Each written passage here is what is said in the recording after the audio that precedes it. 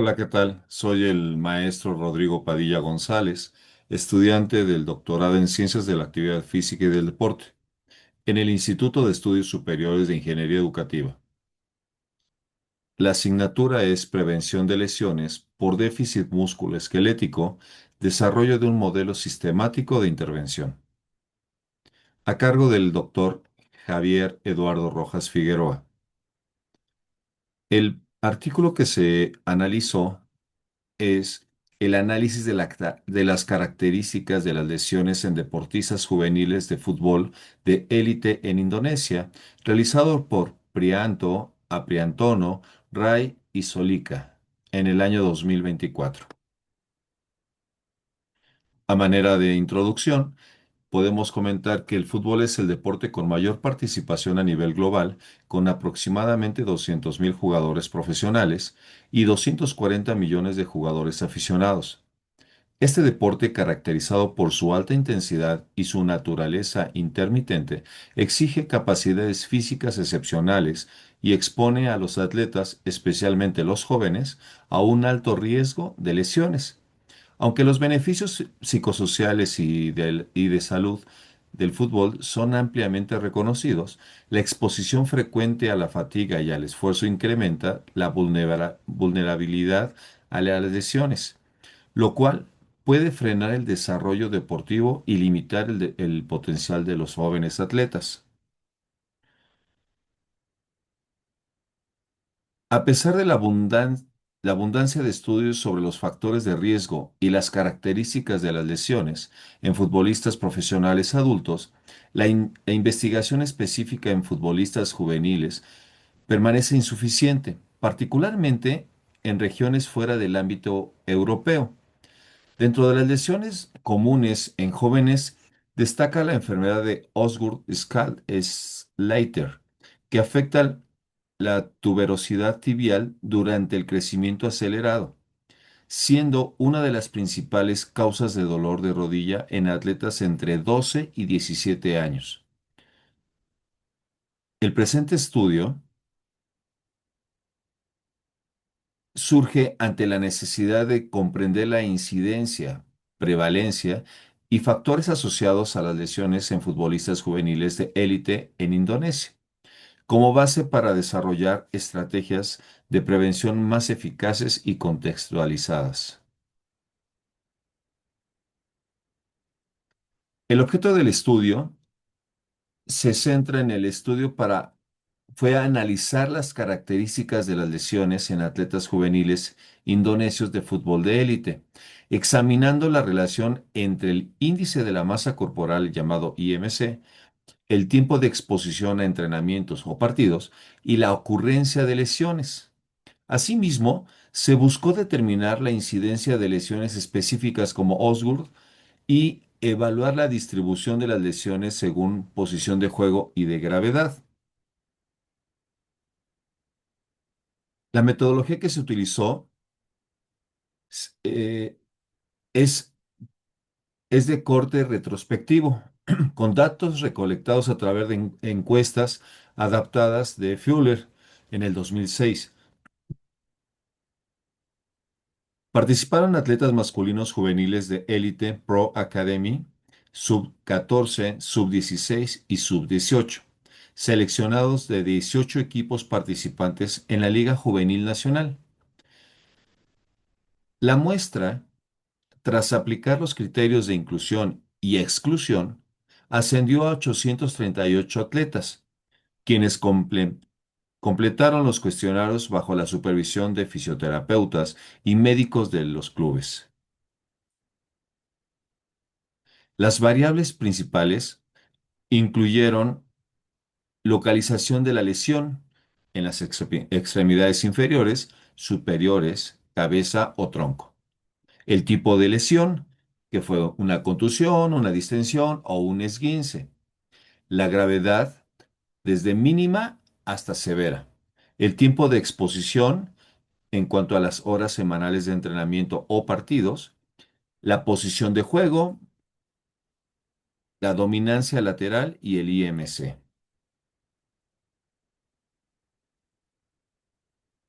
El análisis estadístico involucró cálculos descriptivos para medias y porcentajes, así como pruebas de chi al cuadrado para evaluar las asociaciones significativas entre variables claves.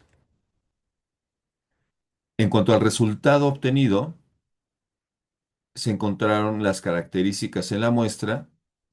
La edad media de los participantes fue de 14,9 años, el IMC promedio de 19,7, que esto se encuentra dentro del rango normal, y la distribución por posiciones mostró predominancia de defensores, el 35%, los mediocampistas, el 33%, los delanteros, el 21% y los porteros, el 11%. Respecto al tiempo de exposición, quienes entrenaban o jugaban más de 8 horas por semana presentaron una incidencia mayor de lesiones del 69% frente a aquellos con 8 o menos horas de entrenamiento semanal, que esto nos da el 56%.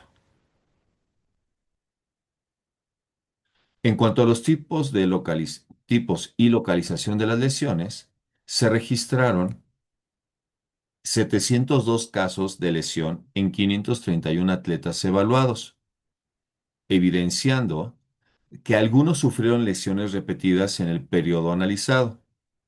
Y las lesiones más frecuentes fueron 36% en cuanto a contusiones, distensiones musculares el 25% y los esguinces un 18%. En cuanto a la localización, el 39% de las lesiones se concentraron en el tobillo, haciendo de esta articulación la más vulnerable. Otras ubicaciones relevantes fueron las lesiones en rodilla, en muslo, en Osgood-Schlatter, y esto alcanzó su punto máximo en atletas de 13 años, que fueron 29 casos, mostrando la alta prevalencia durante la lesión del estirón puberal. La gravedad de lesiones, la mayoría de las lesiones fueron clasificadas como leves, el 43%, que corresponde a ausencias de 4 a 7 días, moderadas, de 8 a 28 días de baja, severas, más de 28 días, fueron menos frecuentes, lo cual puede reflejar tanto la prontitud del tratamiento como la naturaleza de los traumatismos sufridos. Se registró que la incidencia total de lesiones fue de 3,9 por cada 1,000 horas de exposición. Este valor se considera alto y comparable a reportes internacionales para deportistas de características similares. La posición de defensa fue la más expuesta a las lesiones, con el 35%, posiblemente debido a la naturaleza de sus acciones, las entradas, los despejes, bloqueos de balón y contactos físicos constantes. Sin en cambio, los porteros presentaron la incidencia más baja.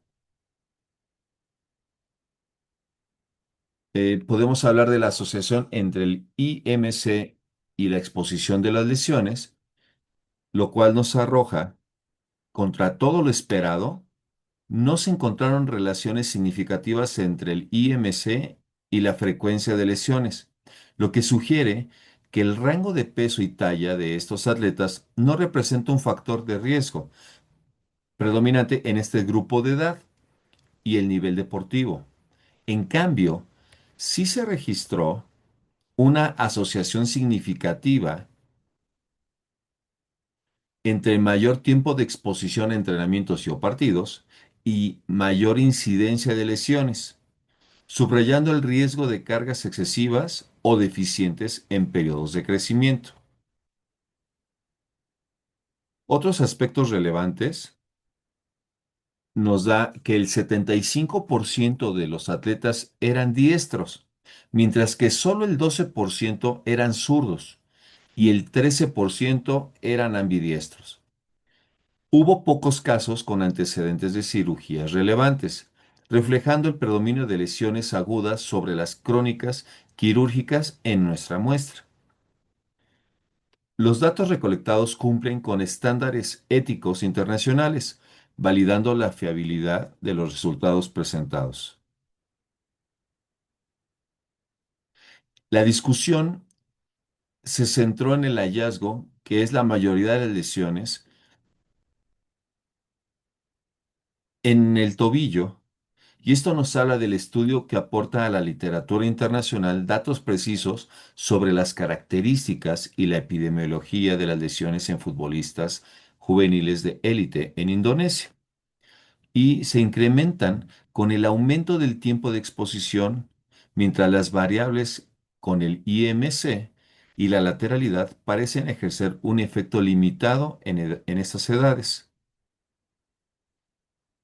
El alto porcentaje de lesiones clasificadas como leves puede estar vinculado al acceso temprano a fisioterapia y médico deportivo, así como a mayor conciencia sobre la importancia de reportar y tratar tempranamente los síntomas.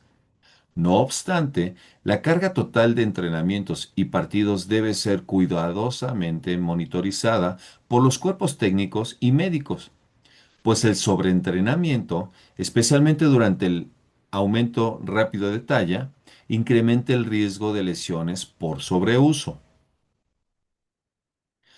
La mayor incidencia de lesiones en defensores se explica por la naturaleza intensa y física del rol defensivo en el fútbol, a menudo más expuesto a choques y acciones de emergencia. En cuanto a Osgood Slater, los resultados corroboran la literatura internacional respecto al incremento de esta patología durante el estirón puberal, particularmente en la adolescencia temprana. Los entrenadores deben considerar adaptaciones en la carga y la técnica del entrenamiento en esas fases críticas. Las implicaciones y recomendaciones. El presente estudio nos subraya las necesidades de programas preventivos de lesiones adaptados a la edad biológica y a la posición de juego, especialmente durante los picos de crecimiento. El monitoreo sistematizado del tiempo de exposición debe convertirse en una práctica habitual en las academias y equipos juveniles de élite. Se recomienda fortalecer los protocolos de control de carga, incluir ejercicios preventivos específicos para el tobillo y rodilla, y fomentar la educación de atletas, entrenadores y familias respecto a las señales de sobreuso articular y muscular. Los programas de fuerza funcional y movilidad pueden contribuir significativamente a reducir las incidencias reportadas. A nivel de investigación futura, sería muy valioso explorar una mayor profundidad la relación entre las variables psicológicas, maduración biológica y susceptibilidad a lesiones, ampliando el espectro analizado más allá de las variables antropométricas tradicionales. Y a manera de conclusión, el estudio nos expone que la exposición acumulada a entrenamientos y partidos constituye el principal factor asociado a la incidencia de lesiones en futbolistas juveniles de élite en Indonesia. La mayoría de las lesiones ocurren en el tobillo y son de carácter leve, aunque su frecuencia puede tener un impacto relevante en la continuidad y el desarrollo de las características deportivas. Pues bien, les agradezco mucho